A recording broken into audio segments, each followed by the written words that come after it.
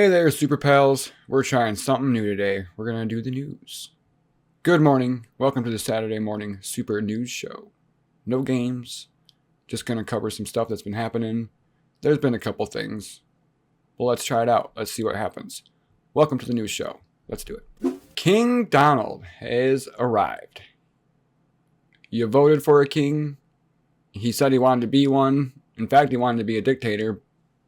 But he'll take king. He'll take that over anything, I guess. It's good enough. Good enough for Trump. Trump took to social recently. Congestion pricing is dead. Manhattan and all of New York is saved. All thanks to the glorious King Donald. Long live the king. You want to say not to take it seriously. There's lots on the left. I hear you. I see you. You say it's a distraction.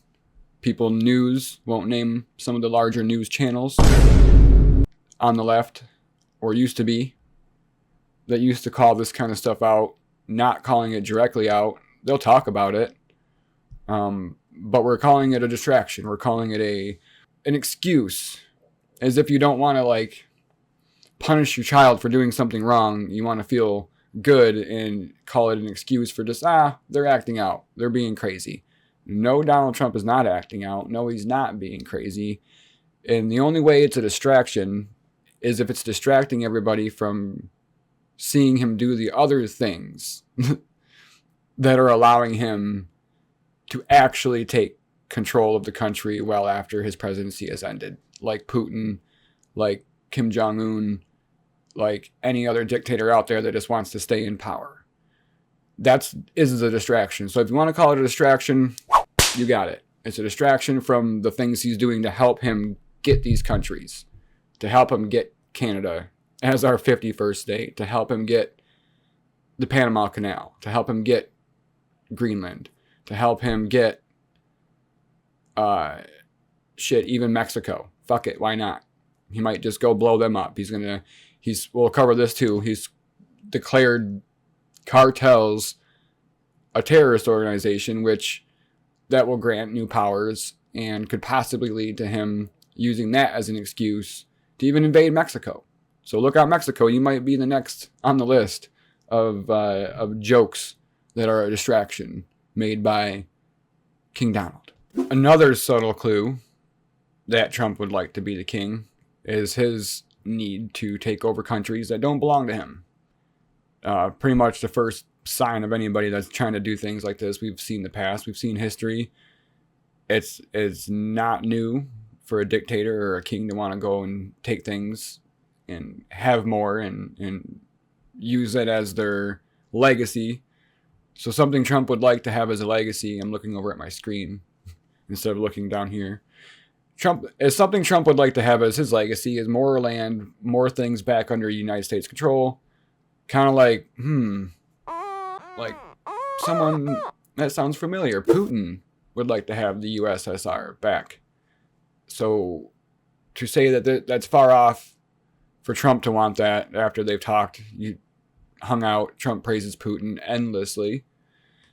To say that's pretty far off is being naive. I think too many people on the left have been way too naive about this, and that needs to change now. Because if it doesn't, maybe Canada does become the 51st state. And actually, when you think about it, they're bluer than California, so honestly, it might not be that bad for us. But bad for them, and we don't want that. They don't want that. Trump lies. They say they want it, but they don't. So back to Truth Central. I'll be calling our great American hockey team this morning to spur them on towards victory tonight against Canada, which far lower taxes and much stronger security will someday, maybe soon, become our cherished, very important 51st state. I'll be speaking before the governors tonight in D.C. and will sadly, therefore, be unable to attend. Of course, he would go. He would spend taxpayer money. See, everything else aside, taxpayer money to go to the Super Bowl, would spend taxpayer money to fly his ass. And don't tell me he's going to pay for himself. He doesn't pay for anything himself. Give me a break. Give me a joke. He'll say that, but he won't. He doesn't pay for anything himself. It'll be at the expense of us for him to go to Canada to go watch the game instead of doing his job, taking care of the border, taking care of our prices that he said he was going to do, taking care of inflation, all that stuff. He's not doing it all, by the way. Once again, another distraction, if you want to call it a distraction. Distracting from not doing his actual job. Good distraction. But we will be watching. And if Governor Trudeau would like to join us, he would be most welcome. Good luck, everybody, and have a great game tonight. It's not a joke. I'm telling you what, it's not a joke. It's not an unserious situation. And any kind of political pundit that's on MSNBC or CNN or CBS or wherever they're at talking, saying, yeah, he's saying these, it's Trump being crazy, he's always been crazy, you know, it's the show, the game, the everything. It's not. It's just fucking not. It just isn't.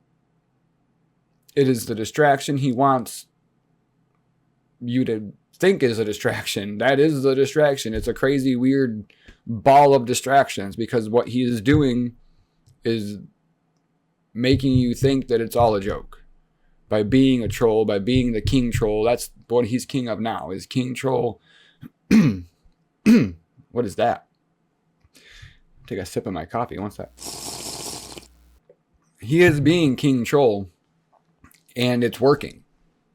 And everybody's thinking that this stuff is so crazy that it's just calling Zelda a guy, and everybody's freaking out. It's the same thing, instead of actually taking the situation more seriously. One more Truth Central post, and then we'll go off to the clips and react to some of the things that have been in the news. So here's the most recent big old fat chunker of a clip that Trump has sweated out of his wet hands. I feel bad for that phone. Think of it. A modestly successful comedian, nice little jab there, doesn't start off by calling him the president, just calls him what he used to be, which is a great comedian. He was very successful in his country. Volodymyr Zelensky talked the United States of America into spending $350 billion into going to a war that couldn't be won. Not true. Not true. I would take this moment, a little PSA, to say that we just don't give countries, any country when it's at war, if we're trying to support them, just a big old fat stack of cash. And that's what Trump likes to make everybody believe. That's what you've all been made to believe, if that's what you think. It's false. Stop believing that. Stop letting politicians and other people on the news from any channel, from any side, tell you that it is just a bunch of cash being sent. You want to show me where there's just a big fat line of cash being drained from our bank accounts into Ukraine's? Show me that. Then you need to actually believe this part, where it's we send them equipment. We send them things worth money that we already have, that our citizens build, that have jobs building that stuff. So and we're not going to use it in our military because it's just sitting there. So it's maintained, it's kept up good, so whoever needs it uses it. So there's people in things like an AMSA shop or a civilian, any kind of civilian / military garage, or just civilian garage, government federal jobs that upkeep these trucks. They'll just lose their jobs if we're not doing the upkeep on these trucks and on this equipment, on these weapon systems. And they would just sit and rot anyway. We'd have to spend money to destroy them or keep them just rotting on an asphalt tarmac somewhere in the middle of Arizona. So to say that we're sending them money is completely false. They're getting the equipment they need to protect themselves very well, by the way, if you haven't kept up on the war over there in the past 2 years. They've taken our equipment, a smaller force, a mostly untrained force, and stomped the shit out of the Russian military for multiple years now. 2 going on 3 years, I think. They're upholding democracy. They're stopping a dictator from directly invading a country that didn't belong to him. That's not a waste. And it's not just a bunch of money that's getting sent, being used on, I don't know what would it be being used on anyway? If it was a big stack of cash, they're winning the war, trying to win the war with whatever it is we're giving them. It could be a lot more from us and from Europe, by the way. It would be really nice but they don't have as much as we do. Their GDP is far less than ours. The whole entire Europe, all of the countries compared to us, far less than ours. But they're doing the job. And it's not just a bunch of money being sent. So that's just a ridiculous point that needs to be just completely erased from every conversation in the news, in the media. It's just ridiculous. Into the war that couldn't be won. That never had to start, but a war that he, without the US and Trump, will never be able to settle. He didn't start it, and it did have to start because Putin started it. It had to start because Putin invaded Ukraine. I mean, if you invade a country, a war is probably going to start. So yeah, the war had to start when Putin drove tanks into Ukraine and expected Ukraine to roll over and to say, hey, here's my stuff. Go ahead and take it. We don't want it. That didn't happen. A war started. So yeah, the war did have to start because Ukraine doesn't want fucking Russia in their country, and they don't want to give up even Crimea, and that needs to go back to Ukraine as well. The United States has spent $200 billion more than Europe, and Europe's money is guaranteed, while the United States will get nothing back. He refuses to have elections, is very low in Ukraine polls, and the only thing he was good at was playing Biden like a fiddle. So that whole Biden like a fiddle line and him not being popular and him not having elections, that is just another distraction, another deterrent, another way to make you think that there's bad things happening in Ukraine that are not. There's no bad polling among the population of Ukraine for Zelensky. He's protecting his whole country and the people who live there. There is no playing Biden like a fiddle. Biden did the right thing by helping a country who is being invaded by our enemy, Putin and Russia, from being invaded, from being taken over. That's not a play like a fiddle. Like, so when you're helping somebody out, you're being played like a fiddle. That's how Trump wants you to believe. And that's something that a salesman would make you believe. You're giving your money up. You're wasting your money on something you don't need. Give me your money on stuff I'm going to make you believe you need. Good tactic that any salesman, he's very good at being as a salesman. Good tactic. Turn everything around so it looks horrible, and then you can turn back around later on and say, well, look, it was bad. Bad Zelensky, bad Biden. Don't you know? They bad. Zelensky bad, Biden bad. I mean, I said it before, so now we have to give this to Putin because they're bad. Because I said so before, without any proof or evidence of any of this happening. A dictator without elections, Zelensky, better move fast or he is not going to have a country left. Why? Why would anybody say that about a country that's being attacked by an enemy country of ours? I'll reiterate, if you support what Trump says in this, you're supporting our enemy country taking over a country that we've had no problems with and might as well be an ally of, and an ally to Europe. You support that. And I really don't think a lot of people would just take everything out that you like about Trump. MAGA, take all your, he's great, he took a shot in the ear and put his fist up and was cool about it.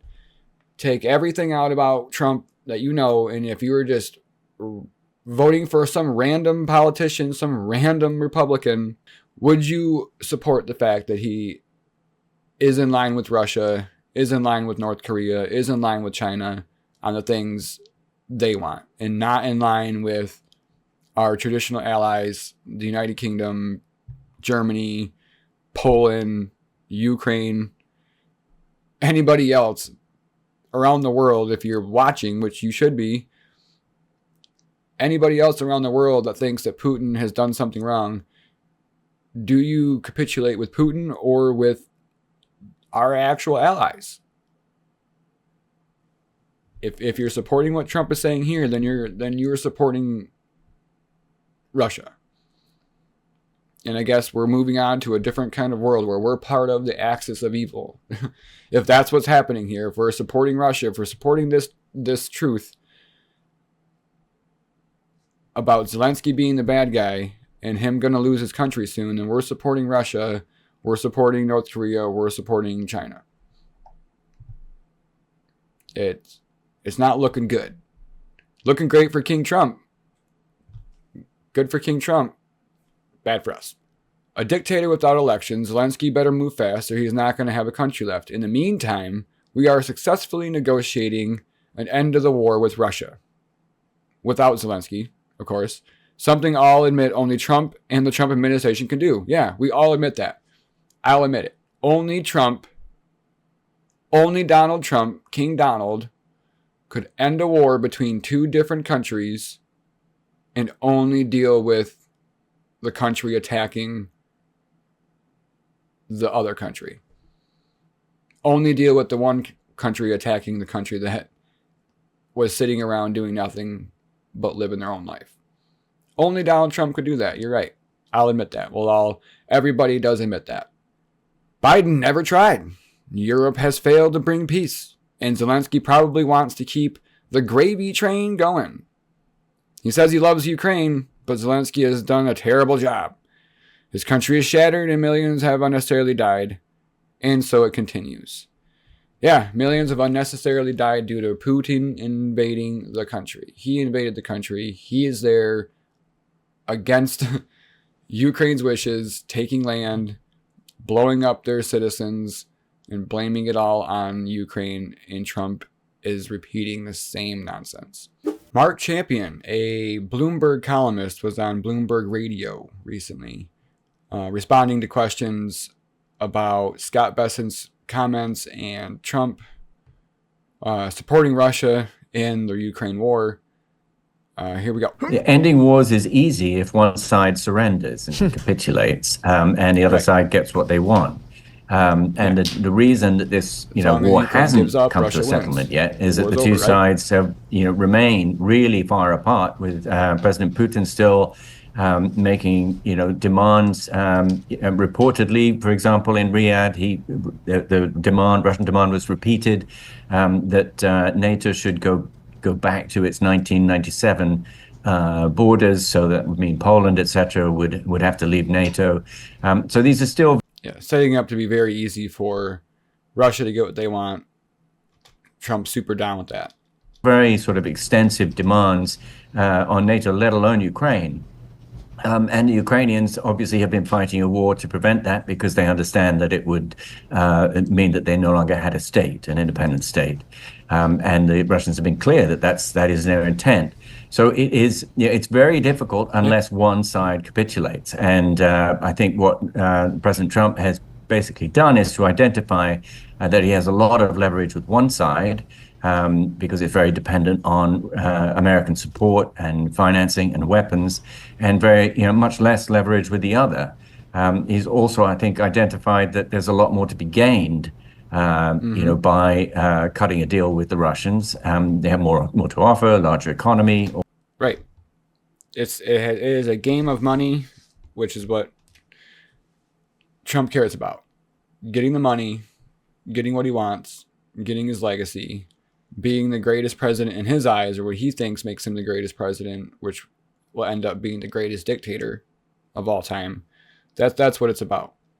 He doesn't care about helping people, and so he lies about Ukraine, lies about their leader, makes it seem like they're terrible people, so he can then prove that Russia should have been the one to win the war and the one to get things. Russia deserves nothing from this. They deserve to leave, give Crimea and everything else back that they took. All that sort of thing. He did make this proposal to the Ukrainians. It was, in fact, originally Zelensky's idea. What the Treasury Secretary admitted to say in his interview was that when Zelensky got the actual details of the U.S. proposal, what it says is that the Ukraine should hand over 50% of all of its natural resources, infrastructure, ports, etc., 50% of revenues to the U.S. in perpetuity. Right. So imagine if we were attacked and we were at a war, maybe even after World War II. How about after World War II, in order to finish it all off, in order to end it, we needed to give Germany and Japan 50% of our natural resources, Or let's maybe even say the United Kingdom, because they helped us out. They were on our side. We were gonna protect. They were gonna protect us and help us out from over there, and say we're gonna do our job over here, protect everybody from the world, from Germany doing this again. We're gonna keep eyes on the prize. Give us 50% of your natural resources, United States, so we can stop Germany from making a new Hitler again. Would that have been fine? Would we have done that? Would anybody do that? Would anybody do that? How would we rebuild? So to expect Ukraine to do that in order to stop the war and still give Russia land, it would still, there's no guarantee in there that Russia doesn't get to keep Crimea. No guarantee in that Russia doesn't get to keep all the other areas they got since the war started. I think what's also fascinating and intriguing about your column is that this isn't about an end to the war, but about the United States and President Trump negotiating a reset with Russia. Again, your view. Instead of actually stopping the war from Ukraine and to help people. Explain that, I guess I want to ask you. And then is it because there is so much more potentially that the U.S. has to gain? Is it business interests? Is it geopolitically? Is it in terms of maybe keeping nuclear war at bay? Is that it? And if so, is that such a bad thing? Interesting question, interesting answer. Secretary of State Marco Rubio, after the Riyadh meeting, said very clearly that there was enormous opportunities to be had, both geopolitical and economic, for the United States in securing this deal.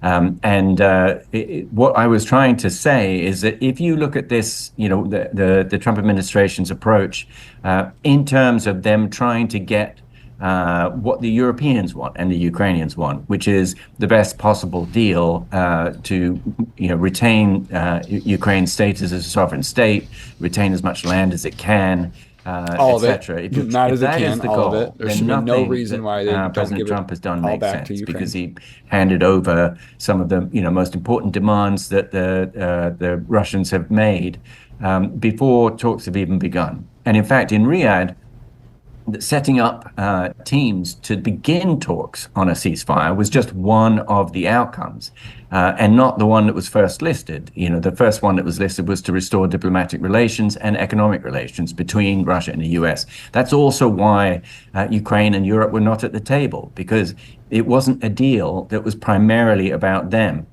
Yeah, there was no deal. It wasn't a deal to stop the war. It wasn't a deal to get Russia and Ukraine out of fighting. Here's a look at prominent Republican Tom Tillis. Hey, yo.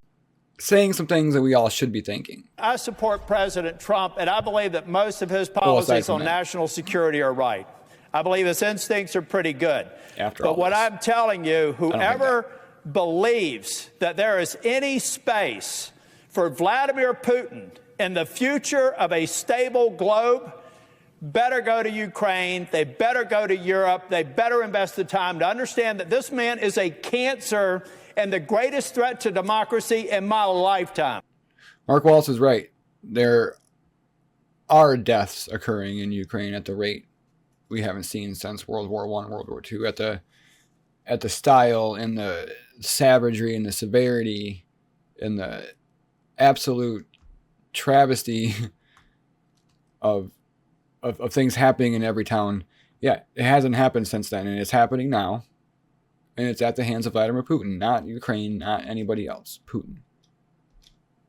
So, ladies and gentlemen, when I tell you that Vladimir Putin is a liar, a murderer, and a man responsible for ordering the systematic torture, kidnapping, and rape of innocent civilians, believe me, because the evidence is mile high. And how about this? Love Trump all you want, MAGA. Love him to the end of the earth.